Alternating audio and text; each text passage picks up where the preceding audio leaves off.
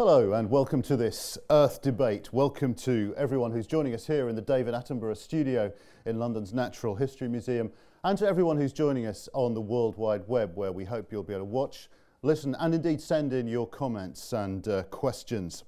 There's a group watching in Mannheim, Germany. We know Germany is one of the many countries in the world where people have expressed an interest in the very topic that we're debating tonight, expressed it through opinion polls. Like many other people around the world, Germans overall believe that we ought to move beyond GDP. We ought to be looking for other ways of measuring the success of societies and economies. And that's the subject of our second Earth debate tonight. This is the second in a series of debates dealing with various issues leading up to June's Rio+20 meeting on sustainable development. I'm Richard Black. My day job is an environment journalist with the BBC, but I'm your chair for the next hour or so. And fortunately, four people with me who know far more about this area than I do. Joining us is Hannah Ryder, second from my left, second on your right from me. Hannah is a senior economist at the UK's Department for International Development. She was also a member of the team that drew up the Stern Review and has represented the UK in the UN climate negotiations. On the far end is Emily Benson, who's a project manager with the Green Economy Coalition, which, as you might guess, is a coalition trying to lead moves towards a green economy, one of the big themes of Rio+20. Right next to me is Andrew Sims, fellow of the New Economics Foundation, author of at least two books that are very pertinent to this issue: Ecological Debt, Global Warming and the Wealth of Nations, and The New Economics, a Bigger Picture. And also Paul Simpson, who's CEO of the Carbon Disclosure Project, which is an organisation that seeks to get businesses to disclose their carbon emissions and lots more moving forward. This idea about moving beyond GDP, whether GDP is enough, goes back a very long way. Robert Kennedy, for example, slammed, well, GNP he was talking about rather than GDP, but technical difference. He said it counts air pollution and it counts cigarette advertising. It counts the destruction of redwoods, it counts the sales of rifles and knives, but it doesn't count the beauty of our poetry, the strength of our marriages. In fact, it counts everything but that which makes life worthwhile. So if it's that bad, why do we still have it? Is it governments? Is it companies? Is it economists? Is there a failure of imagination? Or in fact, are we living in something of a little bit of a dream world? Are we going to be stuck with GDP because fundamentally it is what people care about? It represents the money in their pocket. If you're watching on the World Wide Web, you can send us your thoughts and your comments. Please do. The hashtag is Earth Debates. That's just hashtag Earth Debates. That's an S on the end, no punctuation. Send us your comments and questions as soon as you like.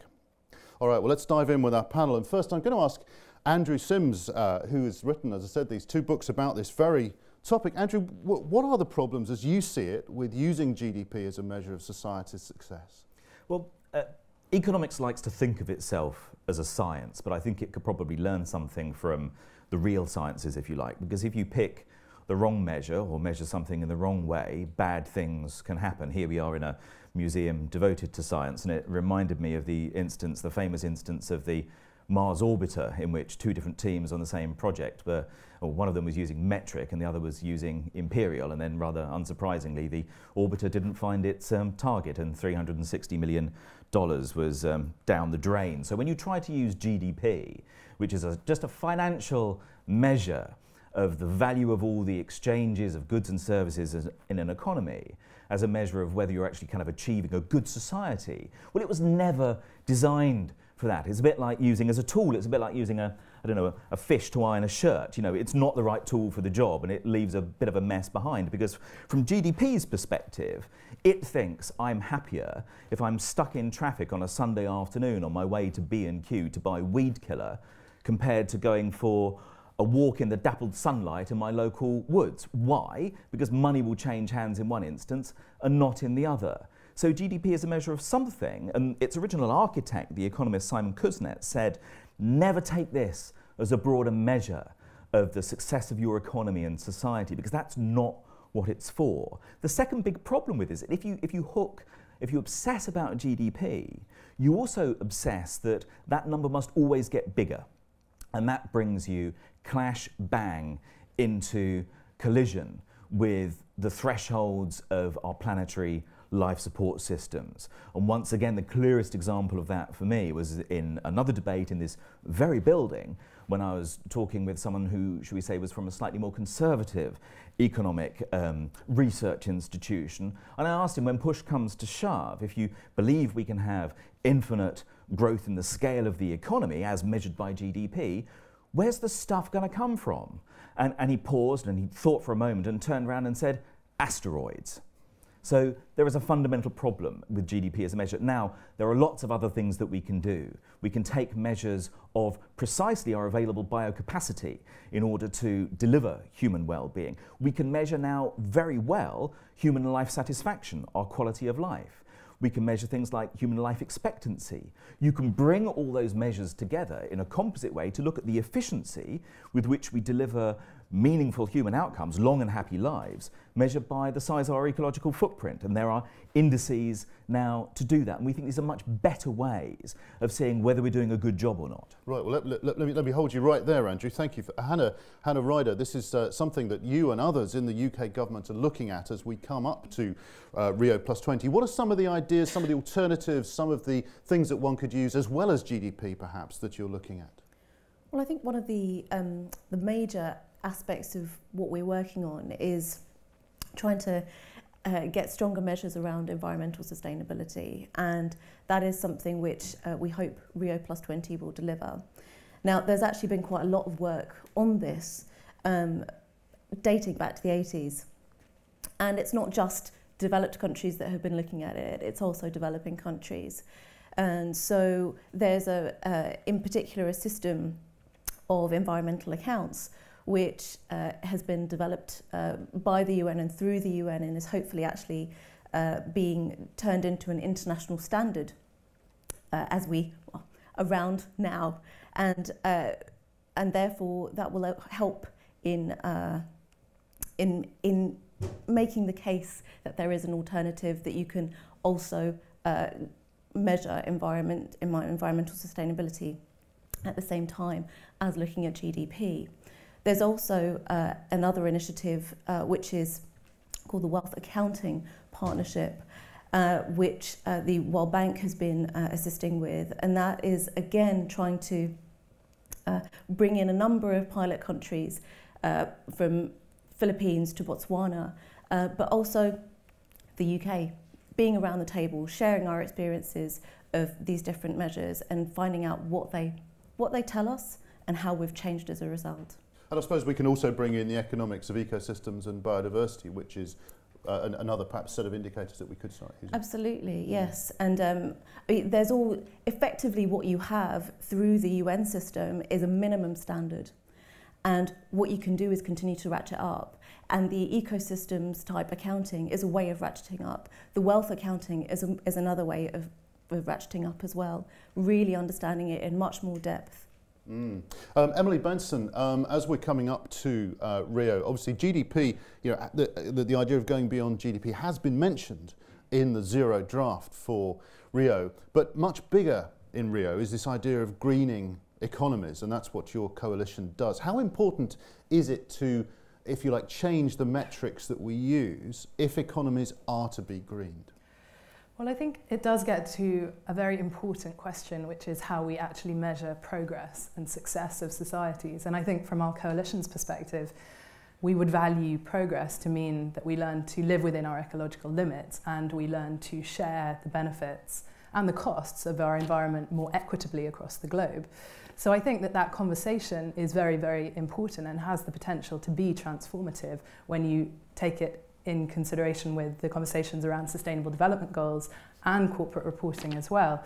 However, obviously, it will only be transformative if it really is accompanied by the kind of political backing that we need to see. And we need to see treasuries and government ministers to actually really back this beyond GDP agenda, rather than just see it as an alternative set of sustainability indices, which there is some danger of that happening at the moment. If we do come out of Rio without agreement, strong agreement to work towards a different set of indicators, will that retard efforts to develop a global green economy, do you think?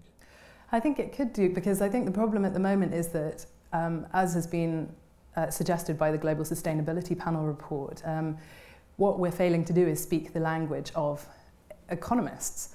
And this is one way of speaking that same language. And I think that is key to really generating a shift towards a greener economy at all levels. Paul Simpson, you spend a lot of your time in the corporate world talking to companies that, if you like, get the green agenda, and I guess the number of corporate leaders who don't for whatever reason. Well, I mean, how are these ideas viewed overall in the corporate sector? Do you find corporate leaders embracing this idea of going beyond GDP and looking at natural resource accounting and all the other things that Hannah was mentioning? I think, I mean, if we take a step back, why this is so important for the corporate sector is that we know that what they measure, they will manage and they will improve. And that's why we started 10 years ago asking companies to measure what climate change means for their business and their greenhouse gas emissions.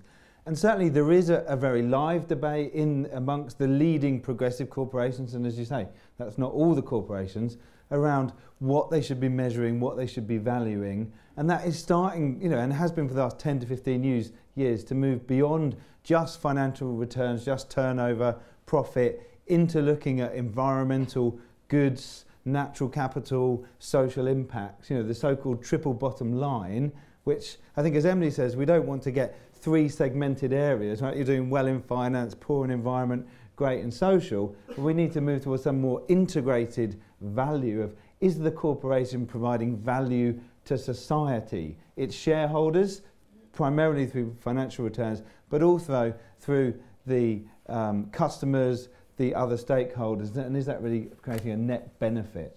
But that's one of the interesting issues, isn't it? Because as in many companies, in many countries, public companies are obliged to do what's best for their shareholders, not for societal stakeholders.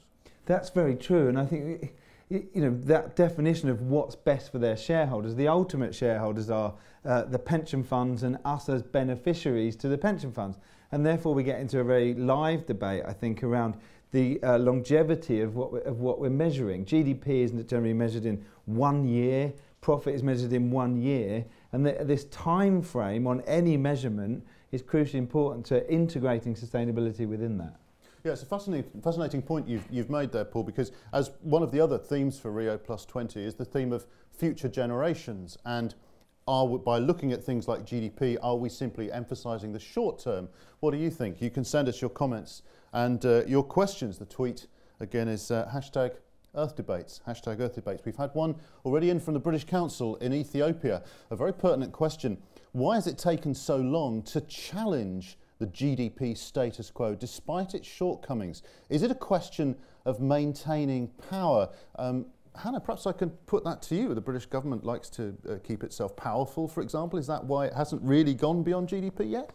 Well, I think, as I said earlier, there have been moves to try to go beyond GDP and to try to start at least the technical work, at least, to do that since the 80s. And economists have been talking about the problems of GDP that Andrew mentioned earlier for many years.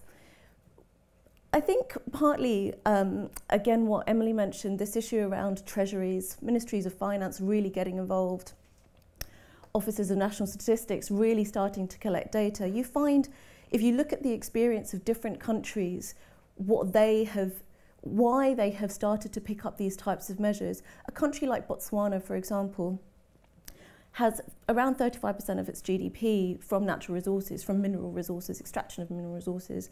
Now, it decided to track those natural resources, to value those natural resources, because it then, at the same time, wanted to be more sustainable and to find ways of using the revenues in a sustainable way, so that it would recycle those revenues from the minerals into health and education and build up other forms of capital, so social capital, human capital. So that kind of experience of a country like that is really important and useful for us to understand in terms of thinking about what next. There's certain interests which can make shifts. But the import of the question that came in is that despite all this technical work and lots of governments getting interested, it's still not there. It isn't dominant. GDP still dominates. Perhaps, Andrew, perhaps you could shed some light on this, why it hasn't been, why these other ideas are not being adopted. I think part of the reason is in the birth of it as an indicator. One of the economists who was the architects of GDP was a man called Simon Kuznets. And when he did it in the US before the Second World War, he put this huge health warning because he saw the appeal of a single headline indicator to politicians and all the sort of machismo that can go along with seeing it going only in one direction, and that being up. So I think that was part of it. But I think there's a huge irony in this as well. If we use the analogy of how one runs a business and the way that we sort of run, if you like, our natural resource accounts, it would be like running a business with no idea of what your assets were, with no idea of what your cash flow was. You'd be running the business blind, and you wouldn't be surprised if you went bankrupt as a result. And until you do formally indicate ecological accounts into national accounts, effectively you're running blind. And the only difference being, of course, if you go ecologically bankrupt, there's not really much coming back from that in the bankruptcy court. So I think it is a huge problem. And the other interesting thing, of course, is that behind this idea that the scale of the economy is the one and only and all-important thing, well, there is, in the sort of the hinterland of economics, there's been a critique of that right back to the earliest days of economics. You can go back to Ricardo, you can go back to Smith, you can go back to John Stuart Mill, and there was always this assumption, and actually, ironically, back in John Stuart Mill's time, in the 19th century, he thought we were already pretty much there, that the advanced economies had probably pretty much almost grown enough, and from that point on it was a case of developing in other ways the richness of your cultural life, and it was only in other much poorer parts of the world where you needed growth in scale. And of course we now know that over the last 40 years, whilst our GDP has been going up and up and up, our life satisfaction has flatlined, and there's lots of reasons for that. And it's to say that there's lots of reasons why we should be using at least equal importance to GDP, a range of other indicators. Right. I'd like to take a couple of points and questions from our invited audience here in the hall. So please put your hand up if there's something that you'd like to stick in. We'll be coming to the gentleman in the second row in a minute, but just for everyone out there who's on the web, what do you think? Perhaps you can shed some light on this very question that we had in from Ethiopia, why it's taken so long, or perhaps you've got some good examples of where countries are going beyond GDP. Hannah mentioned Botswana. Perhaps there's some other examples out there. Could you just give us your name and who you are, and then put your point, please? Yeah, my name's Tony Shantiness. I work within the corporate sector, consulting clients on sustainability issues. And based on the debate, I was quite interested about this reason that it hasn't been adopted. And perhaps this is a question for the Carbon Disclosure Project or any other organisation. Why is it at the moment that a lot of the corporate world is asking for more consistency in the way that they report on some of these environmental indicators so that they can feel like they're on a level playing field when it comes to competitiveness? And you've also got the UK government, which reports against a whole suite of sustainability indicators, and yet there seems this blockage in between the government passing that on to the business world. And the business world really just wants clarity. It doesn't ask for red tape. And at the moment, the way that the carbon reporting has worked from a more mandatory perspective, as whether it is absolutely essential, has been that it's been seen as red tape. If you have to do your financial accounts, that's enough red tape. We don't need any more. So it just seems very strange that the government is willing to report on these things and say how important they are, and businesses out there saying we need consistency, and yet there's something blocking it. So I was just wondering to the panel what their views are as to what that blockage exactly is. Well, let's go straight to Paul if we can. What do you think? Yeah, I think there's a couple of reasons you've touched on them. Firstly, if you look at large businesses, they actually tend to be global or at least cross national boundaries. So we have a big problem that regulation is generally created on a national boundary basis. So one government, or in Europe we have pan-European government doing that, whereas businesses are operating globally, and it's proving very challenging to get governments to agree globally, partly because they come from different perspectives of wealth and environmental resource, and we need to break through that. So we need governments to work together much better on consistency. I think in terms of business, I think you're right that largely, last year 3,700 companies reported through CDP on climate change and water, and they're doing that in part because they're asked by their shareholders, but also voluntarily. There's no law making them do it, and they're doing that on a consistent basis. but they're then having to report in different ways in different countries. So we need to break through that. And the other thing to say is there is still, and we're probably a minority of businesses now that are still telling governments, we don't want this regulation, can't you see the economy's bad, this is bad for business, when we know that's not true. Companies who actually go through the process of measuring find enormous amounts of benefit and value, reducing efficiencies, identifying new markets through that process. But that's still not conventionally understood and believed by everybody. Hannah, part of the import of Paul's answer there concerns the international aspect. I mean, where you're looking, is it necessary for groups of countries, indeed the whole world, to go in the same direction on this? If not, will you effectively get competition between countries? But on the other hand, if you do go for a completely global agreement, we might end ourselves, mired in the same way as the UN climate negotiations, for example, are mired. Well, Rio Plus 20 obviously creates an opportunity for us to try and get as much governmental agreement as possible. If you look at, for example, on the Beyond GDP, the government debate on Beyond GDP, but also on this question about corporate reporting, there is at the moment in the zero draft initial text for Rio Plus 20 some language around that, and it's something which we may well support. I think though the issue around governments is that there are some governments around the world who are extremely constrained in terms of their capacity. They really don't have the data. You do find even if countries want to, it's hard for them to get the data, it's hard for them to enforce those types of regulations on their companies. So that's why they need support, they need, I guess, international pressure, but you also do need initiatives which are voluntary and do over time ratchet up. The kind of initiative like the Extractives Industry Transparency Initiative, which started back in the 90s and which the UK government is engaged with, again, it's a measure which brings in countries over time, encourages incentives, creates those incentives for moving on, and that's the kind of thing which maybe could come out here. Can I give you a little example, a little sort of historical insight? They always say there's nothing new under the sun, and I think it's quite interesting to reflect on an example, a successful campaign for the introduction of a universal measure of safe carrying capacity, and this was well over 100 years ago, and the results of it, of that successful campaign, you can see all around you in London. In fact, every time you go into an underground station, you'll see a little symbol, a circle with a line through it, which is the Plimsoll line. And until the Plimsoll line was introduced, there was no agreed international measure of safe carrying capacity on a ship. And as a result, thousands upon thousands of sailors died every year.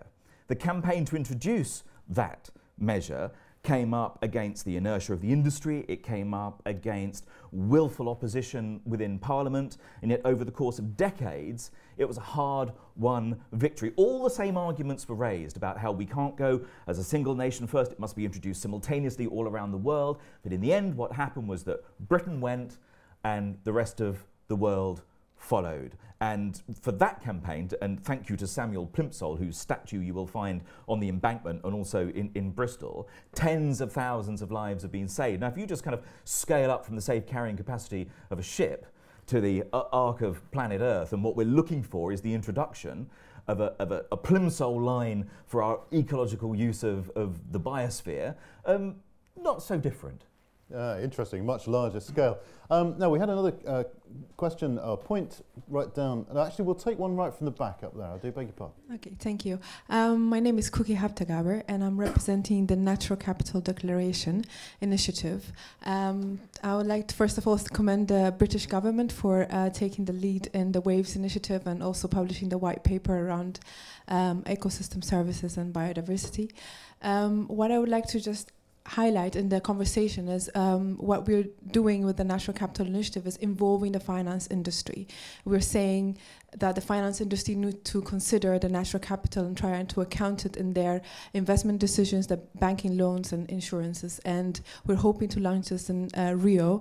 And it's an initiative by the UNEP-FI, the FGV is a business school in Brazil, and the Global Canopy Program, which is a UK think tank. And I think the most important the most important point in this is that we need to engage with everybody, and the finance industry, with the way they are able to finance projects, initiatives all across the world. They have a huge footprint, and we need to involve them. In these conversations that you're having with the finance industry, what sort of reaction are you getting back? Are people agreeing with you generally or not? Well, I could say that the initiative actually is by the finance institutions. By the finance institutions. So it's an initiative by the financial institutions to say we need to commit and account for natural capital. There's no methodology. There's no standard methodology at the moment. We need to work towards that. So it's not just about signing. It's basically we're asking them to sign at the CEO level, at the board level, to say they're going to commit for this and work towards a methodology. And I can say we have. So we just started really, and we've drafted the initiative and the declaration together with the FIs, with UNEP FI leading this initiative, and we have a few big banks, including the Rabo International, the National Australian Bank, signing up for it. So I think this is something relevant. It has an impact through the corporates. So the Cambridge Programme for Sustainable Leadership is working with the corporates. We have the WAVES initiative, so hopefully we'll try and work together and say this is something very relevant, and it's part of the sixth capital, which the IIRC is saying needs to be accounted for. Well, thank you. Thank you. If we could have the microphone brought right down to the front, but in the meantime, there's a point I just wanted to put to Emily Benson. We talked a little bit about the Rio +20 zero draft, which I think someone mentioned here. It mentions GDP a couple of times, one clause, I think. Your coalition wasn't terribly happy with, I think, the zero draft, were you? We gave it a grade B, good effort, but must try harder. Yes. On the basis that it's broad in its scope, and I think that it deals with some of the core issues that we're facing as a global community, including poverty alleviation and our natural capital management.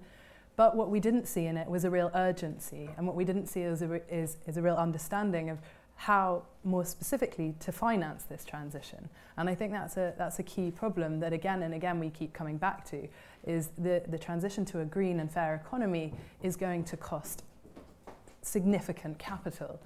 We learnt at Rio 1992, when we thought that governments would have all the funding to make the kind of transition that we need.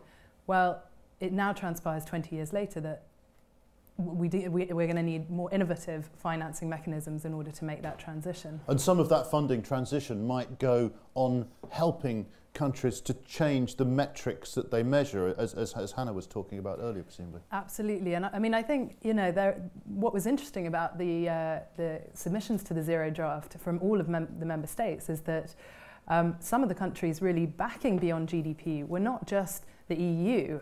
It came from quite unexpected quarters. It did come from Ghana and Botswana and Brazil and India and China. So what we're saying is an absolute commitment and understanding, particularly from the emerging economies, of the role that their natural capital plays in their economic prospects.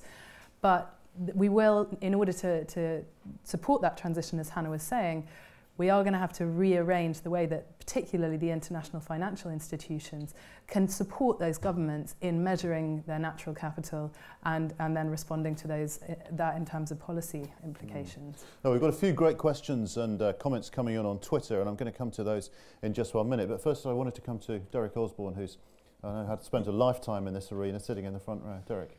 Well, I wanted to put a question on behalf of the people who are not in this room. All the people in this room, I think, are rather sympathetic with the green beyond GDP. But outside this room, most of the current economic debate is about how on earth can we re-establish growth to get rid of the debt problem, to get people back into work and all the unemployment issues. What are the panel actually... Sorry, can you hold your microphone just a little bit closer? Sorry, yes. Thank you. Outside this room, people are saying, what can we do to re-establish growth, to get people back to work and so on. Now, if we're saying GDP is the wrong thing, what are we saying about the employment problem and the immediate crisis of the economy? What's the green answer that the panel can put forward to how we deal with those immediate issues? Who would like to pick that one up? Andrew Simpson. A few years ago, I was part of a group of people who published a report called the Green New Deal. And the point that we wanted to make at the time, if we think back to 2008, it's a little bit of deja vu because things aren't so different now. The oil price is up high again. We've got the economic crisis. You've got global food prices rising.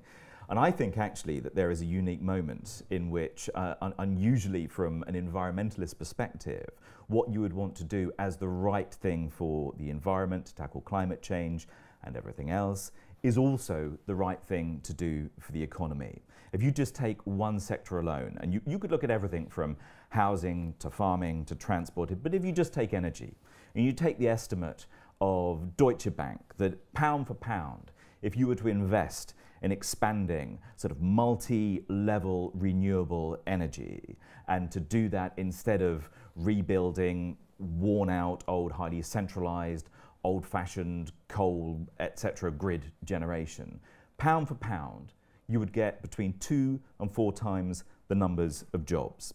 I think there's a huge opportunity in an age when we have to build energy security, where we have to decarbonize the economy. Uniquely, the green economy has something immense to offer.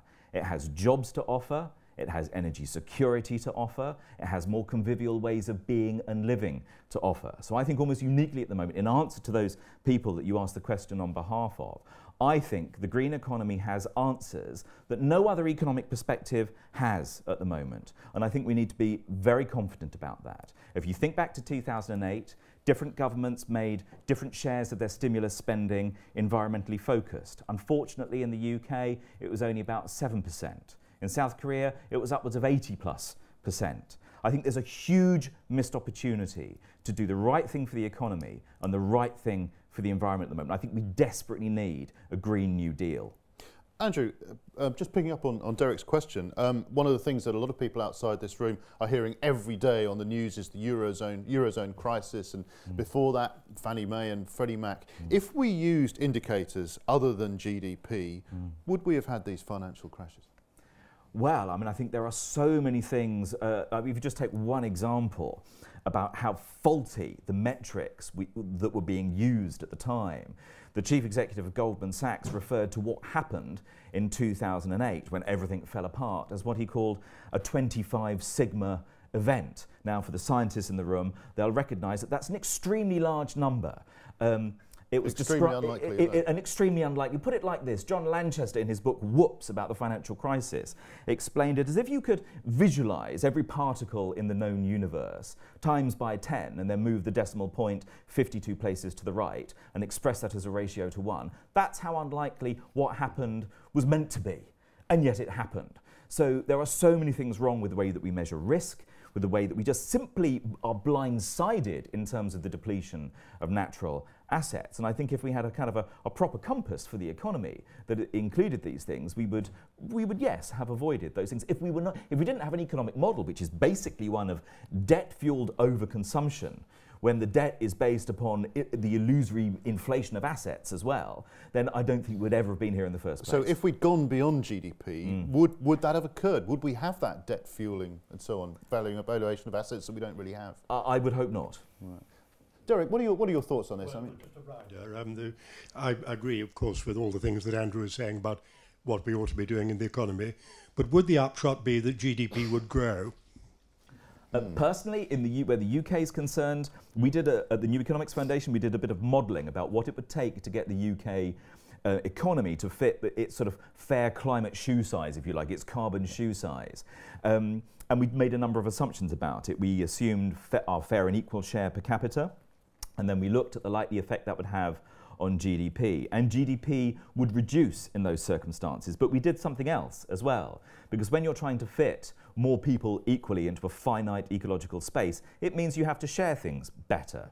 So we took as a rule of thumb that we would move towards the levels of equality you might find in a country like Denmark. And the reduction in a range of social and other economic costs, which you get in more equal societies, as the work of Richard Wilkinson and Kate Pickett in their book The Spirit Level shows, lots of other costs come down. We were able to offset the reduction of GDP and still hold and pay for the social contract.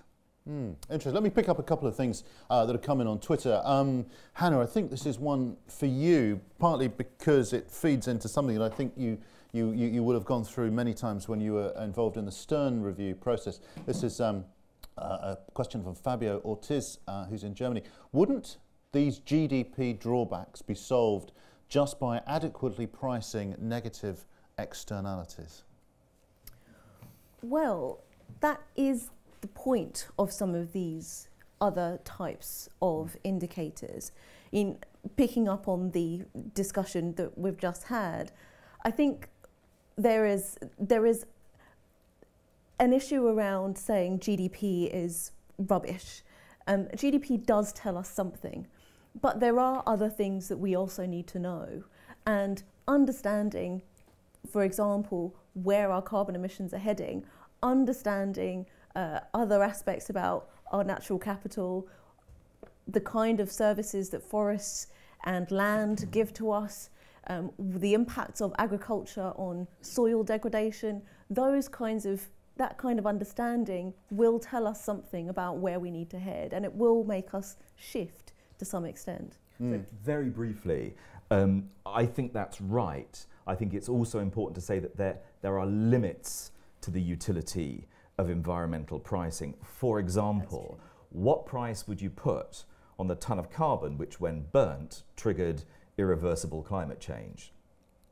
There are some things which I think are inherently unpriceable. Priceless, yes. So Exactly. the same argument's been made on biodiversity, hasn't it? How do you price a species extinction? Very relevant to us here at the Natural History Museum in London. Do keep your comments and your thoughts coming in on Twitter. The hashtag again is hashtag Earth Debates. That's no punctuation and an S on the end. Hannah, perhaps I can come back to you for another rather slightly technical question. I'm very glad you're here with all your technical experience.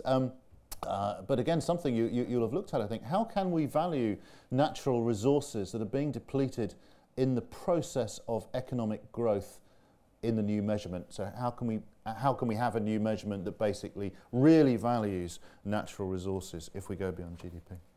Well, as I mentioned earlier, there is this system of environmental accounts that is already in existence, and it has a number of different levels which you can go through as a country, in which the Office of National Statistics in different countries can collect and start to and work on.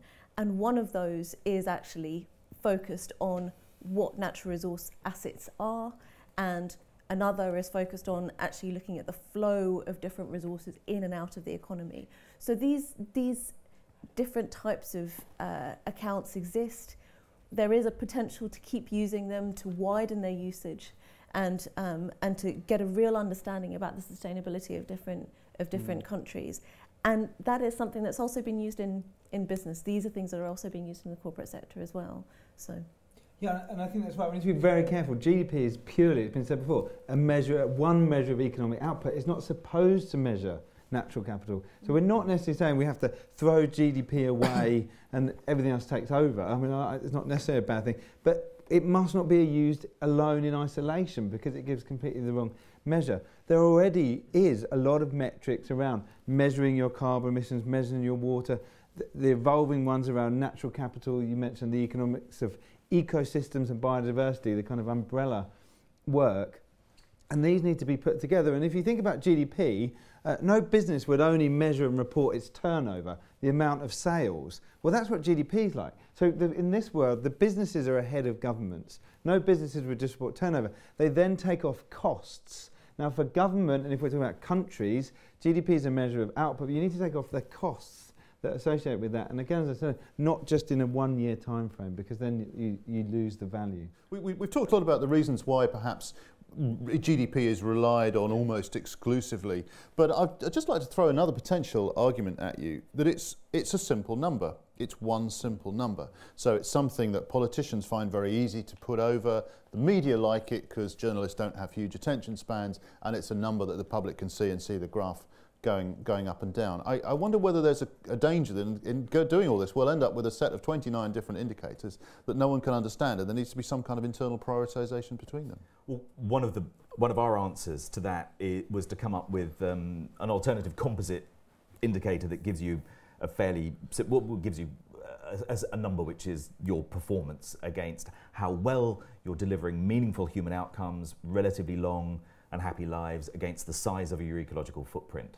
And ultimately you want to get to a point where you are living within what would be your fair and equal share. So I mean, it's interesting just thinking about what you were saying, Adair Turner, who was the former head of the Confederation of British Industry and now at the Financial Services Authority, he said that our challenge was to dethrone GDP as an indicator to bring in some of these other ones. I mean, where the ecological footprint is concerned, you come up with quite nice simple numbers like Britain, if everybody wanted to live at the level of consumption that we have in Britain, you need about 3.4 planets like Earth. If it was in the United States, it would be over 5.5 or so. So there are some other simple big numbers, but you're right, I think the attraction of GDP is that it's up, it's down, it's level. If it's up, everything is supposed to be wonderful. If it's down, everything is supposed to be awful. And if it's level, well, things aren't that great.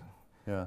And Emily, I think you came across, you wrote about on your blog fairly recently an example of where Nigeria tried to do something that you could regard as taking us down the green economy route, perhaps going a little bit beyond GDP in terms of something that's recommended in the Rio+20 draft, cutting fossil fuel subsidies, but it actually got into quite a lot of trouble. So, here's perhaps an area, I don't know what you think about this, where, the measures, the metrics are going to have to be applied very carefully during any transition. Yeah, I mean, I think that's a really important point. And a lot of the conversations that we've had here tonight have been very focused on natural capital rather than on the social dimensions of alternative metrics. And for all of us involved in sustainable development, we like to talk about the three pillars of sustainable development: the economy, our society and our environment, as if they are all one of the same, but there are going to be difficult decisions along the way. So the example of the subsidy fossil fuel reform is a good one. And I mean, within the coalition where we have both trade unions and we have environmental NGOs and development NGOs, we thought that subsidy fossil fuel reform would be one of the easy ones to get through the coalition. Well, we couldn't, because the trade unions quite rightly said that means jobs for our workers. So what we need to make sure is that this transition is accompanied by a very long-sighted social protection measures. And I think that in Nigeria, that's what was missing. And we have seen it in some of the other developing countries as well. So, as we think about the green economy and how we make that transition, we really need to be thinking about the effects on people, on jobs, and on their opportunities. We're about 2/3 of the way through this Earth debate now. So if any of you in the audience here have got questions, points you'd like to put, let's go to them. As a gentleman at the back with the microphone, please. Thanks, Richard. David Powell from Friends of the Earth.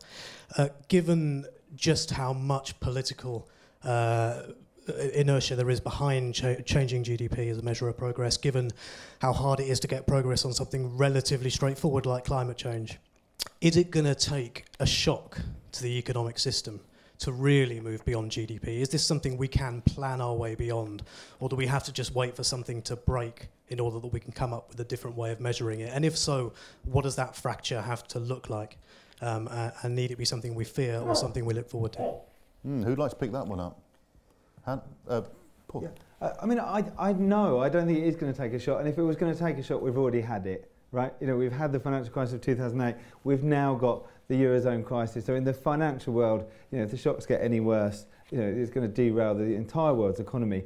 And I think we mustn't forget that alongside this conventional measurement systems, there's an awful lot of work growing up around, evolving those measurement systems. And we heard mentioned earlier the importance of the role of the financial sector. They're very good at valuing things, the financial sector. Now, they've been valuing them in a certain way based on historic performance, not really incorporating the future and natural capital and things like that. Things were well known. But also, we really need to engage the accountants. There are thousands of accountants in the world that most of us sort of think their jobs might not be the most interesting at the top of the interesting job index. But actually these people are very good at measuring and counting things. And actually we put great trust in them every day. So we're doing some work with the Climate Disclosure Standards Board, which is looking at just for climate change, but this work will evolve in saying how should formal accounting systems account for climate? And I think we need formal accounting systems. And when we get to account for all of the things we're talking about, and when that happens, we will get the governments and the businesses to really use those metrics. I think the price of oil may well be one of the things which changes the game and could be an overnight game changer, because whilst the price of oil can flip by a large amount in 24 hours, the infrastructure that depends on it can take years and decades to change. And I think one of the things, if we were to plan for a change, if you wanted a kind of a big overnight one, coming back to your point about the City of London and the financial sector as well, well, if we could start to see a lot of the fossil fuels that are left in the ground as liabilities rather than assets, and if we took, for example, the work by Minehausen that says we can only afford to burn about a quarter of what's left in the ground and write off the rest, I think that might motivate a little rather rapid transition. Let's just get the microphone down if we can there was a gentleman, I think, right in the middle there. Just while the microphone's making its way down to you, let me briefly take a question from Twitter. I think probably one for you, Hannah.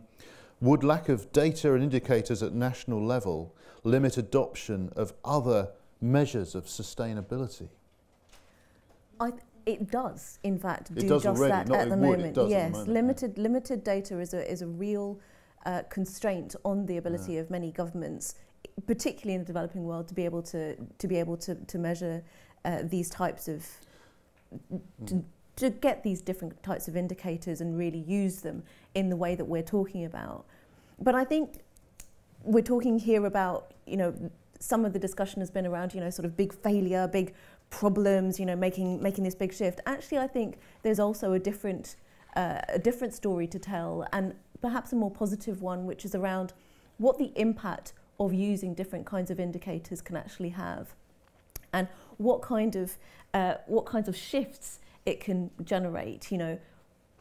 Perhaps if there had been some sort of use of beyond GDP indicators in Nigeria at the same time as the fossil fuel subsidy reform, maybe there'd been a better understanding of what the implications are going to be. There's a question about transparency, bringing the public in, and it's something that is important here in the UK as well. And it actually relates to another question that's coming on Twitter as well, which also goes back to the point I was making about simplicity. This comes from Krista Sprite, who says, well, we agree. I think she's from UNDP, as I interpret the tweet, so while they agree. What could we do if citizens or constituencies keep demanding government accountability based on GDP growth? And I guess the idea is perhaps people have now got so used to judging the well-being of the country based on GDP that it'd be a hard habit to get out of. Yes, but we have to start somewhere. And I think Rio +20 offers that opportunity to get more governments into doing these types of indicators, using a wider range of indicators and transparent measures around what they're doing and what their aims are. And as I said, talking about the impact of those kinds of shifts. Is it not the case, and I'm not actually completely convinced that citizens do call their governments to account on what's happening to GDP. They do it about whether they've got a job, about whether they can afford to keep their house warm, about whether they can afford to travel around. And those are all things where the big shift to the green economy is going to help. Having said that, though, surely we do have a situation where, for example, you look at the relative GDP growth of your own country, and if you've Britain's doing worse than France and worse than Germany, think, crikey, we must be doing something wrong. That meme is out there, isn't it?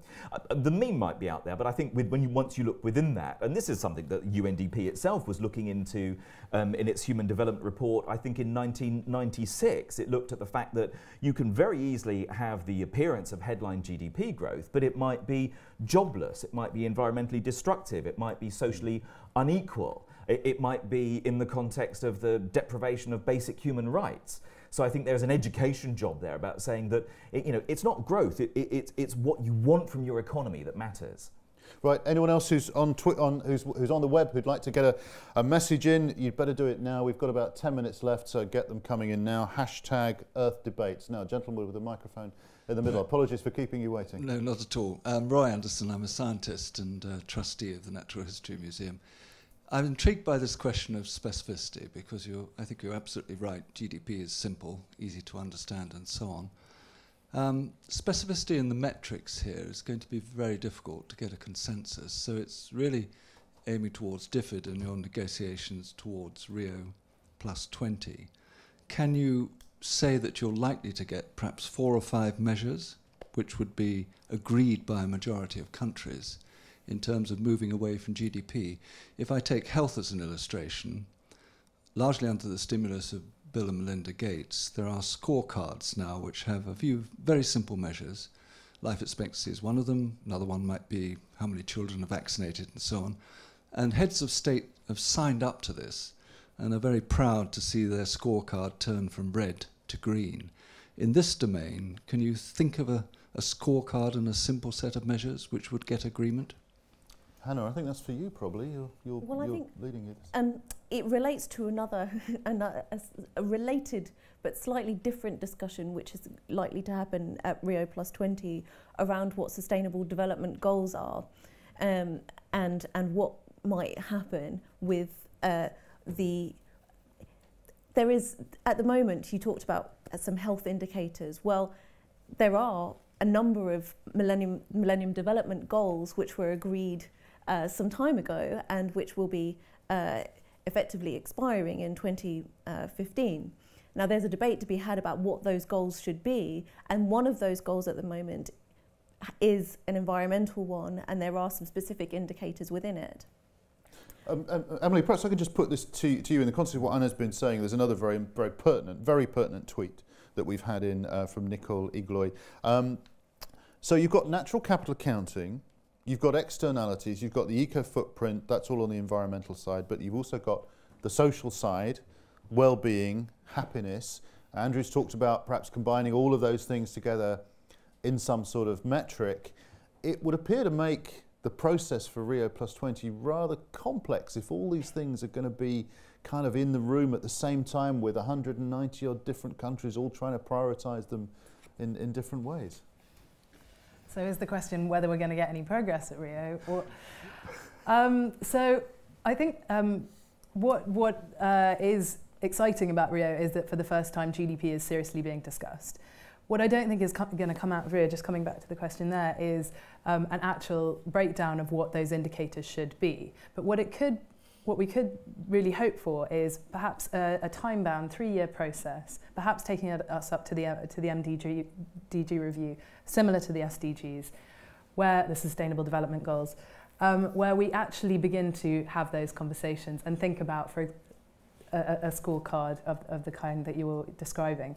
And I think that the important thing to remember is that actually we have all of we have indicators, we've got statistics. Look at the Human Development Index. Exactly. You know, I mean, I was online today looking at it. It's an extraordinary resource. We have endless ways of measuring what we need to measure. I don't think that's the problem. The problem is deciding on one and going with it. And I think that we're beginning to get to the point now where, due to the EU is really backing it. We've even got players like the USA backing beyond GDP, extraordinarily enough. So I think there is the political momentum, largely because it's so fundamental to economic resilience. And that's really the point. This is about the resilience of our economies. If you have to deal with, if you have to see everything in economic terms, then we can do that. Let me go right to the back of the room there, gentleman with the microphone. Yeah, my name's Graham Stevens. I'm chair of the technical subcommittee of Justine Greening's Thames Tunnel working group. And so the question I'd like to ask is about decision making, and I think we've alluded to this. The Plimsoll line is the best example given, I think. If we could make a decision here and now on which is the most decisive decision to be made, I would put forward the Thames Tunnel decision, because I think historically this has become the key question for the next 100 years as to the kind of green technology we're going to use or not going to use and the rate at which we apply that technology. If you look at the very good film on the Royal Society discussion on can solar deliver, it shows the German economy, the GDP growing in accordance with its implementation of green technology. It shows the absolute link between green technology and GDP growth. And I would say that the same is for the Thames Tunnel decision. And the way this decision has been blocked, which has been asked before, is a case study which we hope to put at Rio, it's about decision making and political decision making. The decision making was made in the wrong way, if you like. It just so happened that the right decision wasn't in accordance with the EU directive. So now the UK is in court, the EU court. Sorry for interrupting halfway through, but how are you relating this to the use of indicators such as GDP? Do you think the decision was wrongly made because the wrong set of indicators is in use in the UK, or? Well, certainly. This is what I like. The way the decision was made is by not examining the decision. So the government has in fact refused to examine the alternative to green technology. It's only looked at the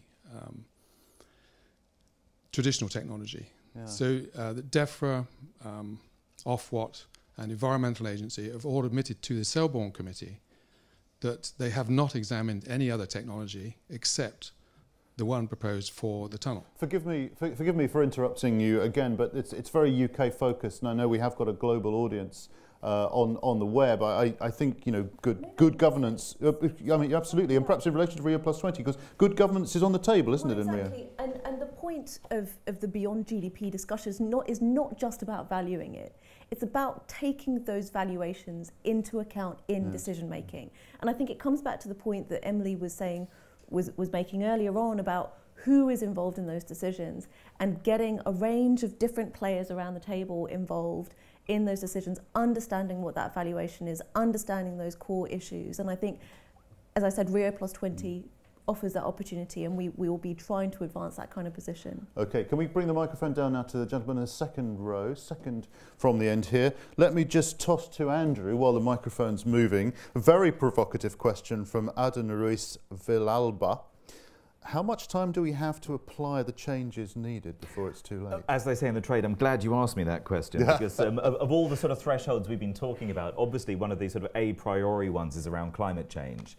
And if we take, even though I think it's actually quite conservative, this notion that we want to stay below an absolute minimum temperature rise of 2 degrees global average surface temperature, using the IPCC's categories of risk, if we want to stay the right side of whether it's likely or not likely for us on current trends to flip over that, on our assessment we've got about 58 months left, which is not very long at all. And going back to what you were saying about ecological boundaries, of course there is academic work showing that some of those boundaries have been traversed already. Let me take a question from the gentleman there, please. Thank you. I'm Farouk Ullah. I'm the head of policy at Stakeholder Forum. My question, well, it really relates to something that the discussions and how they've come together, where it's very clear that whilst we have the tools and the methods are very well described, I would say that there is some capacity development to do. I mean, many of the Millennium Development Goals aren't very well measured in developing countries, but it really appears apparent that the question is a lack of leadership, or where we find the leadership for these things, given the fact that we know what we need to measure. It's just a matter of getting on and doing it. At the same time, we sort of see, particularly in the UK, the Secretary of State for the Environment, in her recent speech on Rio +20, it talks about this concept of beyond GDP, which everyone uses as the common parlance as GDP plus. So is this just a question of semantics and these things are interchangeable, or is it a slightly more sinister approach to these things where there is a lack of leadership and GDP plus is maybe just window dressing around, business as usual, growth at all costs model, and green growth will do, but they'll happily take brown growth if necessary. Hannah, heaven forfend, but the UK government's being accused of window dressing. That's absolutely ridiculous. Consider yourself chastised. We see. No, the beyond GDP plus, we mean the same thing. We're talking about using other indicators, other valuation of natural resources in addition to GDP. That's what we're talking about, and really valuing those things, changing our decisions as a result of them, and moving on to a more sustainable path. Right, we've got about 1 minute left of the transmission here. I'd just like to ask you all, very, very briefly, because of that time, where will we stand, do you think, on economic indicators beyond GDP after Rio +20? Andrew? I think that the cracks in the system, the failure of the suite of indicators we have at the moment is becoming ever more apparent. I think it is inevitable that sooner or later we will move beyond GDP, and I hope that Rio helps speed that along. Hannah? I think the leadership is there. There's the UK, even China, Philippines, Vietnam, Botswana, lots of countries, Ghana looking at this. Very good. Paul? It's there. I think the business financial sector is way ahead of government here. There is a failure of leadership in some places, very poor decision making. The incentive structures are wrong, but I think in governments, business and finance work together. Emily, we'll get there. one word, what are we going to see? I don't think we're going to see enough on equity. That's all we've got time for from this Earth debate. Green Cities is up in a month.